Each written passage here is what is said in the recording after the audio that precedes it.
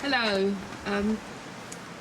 I want to speak on behalf of the many Jews that I know in this country, and there's a lot I know in the US as well, who are absolutely heartbroken about what's going on in Palestine, about the genocide in Palestine. Don't ever believe that all the Jews in this country are pro-Israel. You know, we're all set up against each other. So I want to just say a few things about my own personal journey.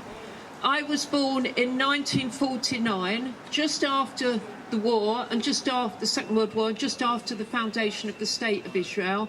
I grew up with a narrative about there being an empty land, of people with no land found a land with no people. And when I was in my 20s and 30s, I discovered that that narrative wasn't quite true. So I decided to start going out to Israel and Palestine every year up to COVID, the time of COVID I went from about 2007. And I met up with people I went to a peace village, which is between Tel Aviv and Jerusalem, Neve Shalom, Wahat al-Salam, where Palestinians and Israelis live in equality.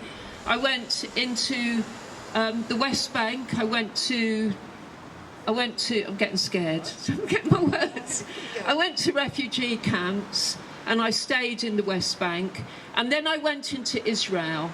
And I stayed with family in Israel and I listened to their stories. I listened to stories of Palestinians and Israelis because I decided that I didn't want to hate anyone. I wanted to listen to people's experiences and support people and not be for or against, because that's what we're encouraged to do, divide and rule, isn't it? So I've met loads of lovely people on both sides that are working for peace. And I want to tell you that there are many people in Israel and in Palestine that are working for peace to support each other. You wouldn't know that if you listen to the news. You'd think that they all hate each other, but that isn't the case. There are many people working for peace and who really profoundly care about each other. And I want that to be your thing that you take away from here today, to know that ordinary people just want to live together in harmony, and peace will only come from the grassroots up.